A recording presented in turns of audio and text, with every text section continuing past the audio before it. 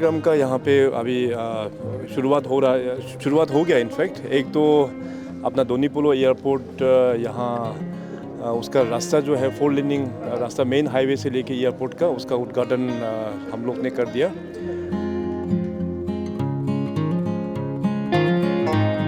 और सेकेंडली जो है जो हम लोगों का ट्रैवल का जो पहचान है वो बैम्बू है। तो इस बार हम लोग ने एक यंग एंटरप्रेनर जो बैम्बू में एक डिज़ाइनर है उनको लगा के यहाँ पे ट्रेडिशनल वे ऑफ अपना यहाँ पे कल्चर शोकेसिंग करने के लिए बैम्बू गेट बहुत ही यूनिक है, तो उसका भी यहाँ पे आज उद्घाटन हुआ है। और तीसरा जो है हमारा आईएमसी के ओर से जो स्वीपिंग मशीन और जो गार्बेज को उठाने वाला जो नया टेक्नोलॉजी से जुड़ा हुआ जो गाड़ी है उसको हम लोग ने यहाँ फ्लैग ऑफ किया। तो अरुणाचल वासी के लिए आपका बहुत ही खुशी का एक खबर है कि माननीय प्रधानमंत्री जी दोनीपोलो एयरपोर्ट ईटानगर जो यहाँ होलोंगी में है उसको उद्घाटन के लिए 19 तारीख को यहाँ पे आ रहा है। अभी तक का सबसे बड़ा एयरपोर्ट जो अपना कैपिटल एरिया का है जो यहाँ पे अभी 19 को उद्घाटन होगा। तो ये एयरपोर्ट उद्घाटन होने के बाद हमारा अरुणाचल के जनता को बहुत बेनिफिट मिलने वाला है। नरेंद्र मोदी साहब के आशीर्वाद से अभी अरुणाचल में कुल मिला के 6 एयरपोर्ट एडवांस लैंडिंग ग्राउंड तो पहले बन चुका है। एक बार अपना यहाँ ईटानगर का ये होलोंगी एयरपोर्ट स्टार्ट होने के बाद तो फिर इंटर स्टेट जो कनेक्टिविटी है हम लोगों का जो छोटा फ्लाइट ऑलरेडी जो डोनियर D228 जो गवर्नमेंट ऑफ इंडिया ने दे कर रखा, तो बाकी जो अरुणाचल में जो एयरपोर्ट है उसको भी हम लोग इस दोनीपोलो एयरपोर्ट के साथ में जुड़ेंगे। तो we are very much thankful to honourable prime minister साहब। तो इसका मैं डिटेल मैंने कल परसों एक कैबिनेट मीटिंग में हम लोग ने रिव्यू लिया है। तो बहुत सारा पब्लिक यहाँ पे आके इस हिस्टोरिक ओकेजन को विटनेस करना चाह रहा है। तो एयरपोर्ट अथॉरिटी ऑफ इंडिया और राज्य सरकार हम लोग सब ने मिला के एयरपोर्ट का अंदर ही हम लोग ने मीटिंग वेन्यू हम लोग ने अरेंज किया हुआ है। और जो वेन्यू जो कैपेसिटी जो हमको बताया है अभी मैं खुद जाके इंस्पेक्शन भी करूँगा, कुल मिला के 10,000 लगभग 10,000 आप अप्रोक्सीमेट लेके जाइए, इतना लोगों का जगह बैठने का व्यवस्था किया हुआ है। अब इस हिस्टोरिक ओकेजन को विटनेस करने के लिए पूरा डिस्ट्रिक्ट से भी रिक्वेस्ट आ रहा था कि डिस्ट्रिक्ट डेलीगेशंस भी आएंगे, क्योंकि यहाँ पे अभी डिस्टेंस काफ़ी होगा और लॉजिस्टिक का इशू होंगे बोल के जितने भी जो हमारा ऑनरेबल एमएलएस है और हमारा डिस्ट्रिक्ट के जो प्रशासन है उन लोगों को हम लोग ने कहा कि इसका लाइव फीड जो है दूरदर्शन अरुण प्रभा में टेलीकास्ट किया जाएगा। और हर एक कॉन्स्टिट्यूंसी में और सर्कल में जहाँ में सुविधा होगा तो वहाँ में अरुणाचल के सभी पब्लिक्स के लिए वहाँ पे इसका लाइव टेलीकास्ट जो है वो फैसिलिटेट हम लोग किया जाएंगे। इट टुक 15 इयर्स लगे सर। 2007 में शिवराज सिंह होम मिनिस्टर थे, उन्होंने करसिंगसा में इसका फाउंडेशन स्टोन किया था। उसके बाद ये शिफ्ट हुआ टेक्निकल रीजंस के कारण। सर 15 इयर्स के बाद एयरपोर्ट बनता है यहाँ पे अरुणाचल में।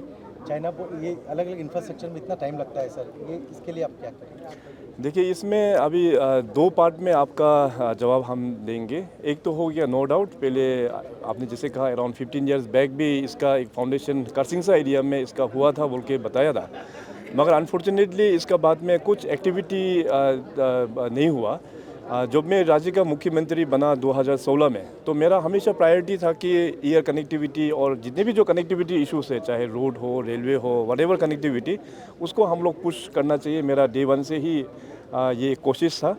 तो एयरपोर्ट को लेके हमको याद है जब शुरुआत में हमने जो मीटिंग लिया तो सबसे पहले तो हम लोगों को जितना हो सके पब्लिक को फैसिलिटी देना चाहिए और अच्छा एयरपोर्ट चाहिए और बड़ा एयरपोर्ट चाहिए, वही मेरा फोकस था।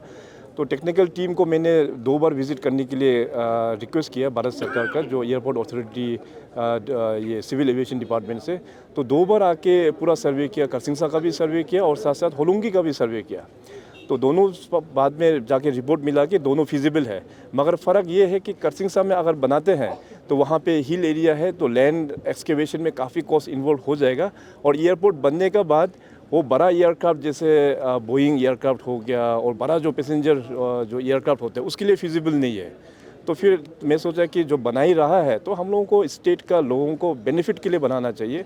तो होलोंगी का फिजिबिलिटी टेक्नीशियंस को पूछा तो फीडबैक दिया कि होलोंगी इज़ परफेक्ट, उसमें बड़ा बोइंग एयरक्राफ्ट बड़ा एयरक्राफ्ट लैंड कर पाएंगे। तो डिसीजन हमने फाइनली यहाँ पे होलोंगी में बनाने का हम लोग ने काम शुरू कर दिया।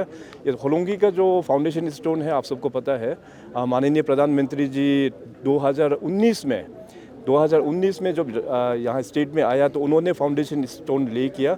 3 साल सबसे फास्टेस्ट कंस्ट्रक्शन ये रिकॉर्ड है कि 3 साल का अंतर्गत में एक एयरपोर्ट बना के हम लोग ने तैयार कर दिया। तो प्रधानमंत्री जी खुद फिर इस बार आएंगे 19 तारीख को और उद्घाटन करेंगे। यहाँ के जो लोकल जो विधायक है तना हाली जी, उन्होंने जो पब्लिक रिप्रेजेंटेशन है वो भी सरकार को दिया था। तो मैंने कहा कि जो ऑनरेबल एमएलए ने दिया, पब्लिक का ग्रीवेंसेस जो दिया है उसको कैबिनेट में हम लोग डिस्कस करना ज़रूरी है। और कैबिनेट में भी हम लोग ने असेंबली से पहले जो कैबिनेट हुआ था वहाँ भी डिस्कशन हुआ।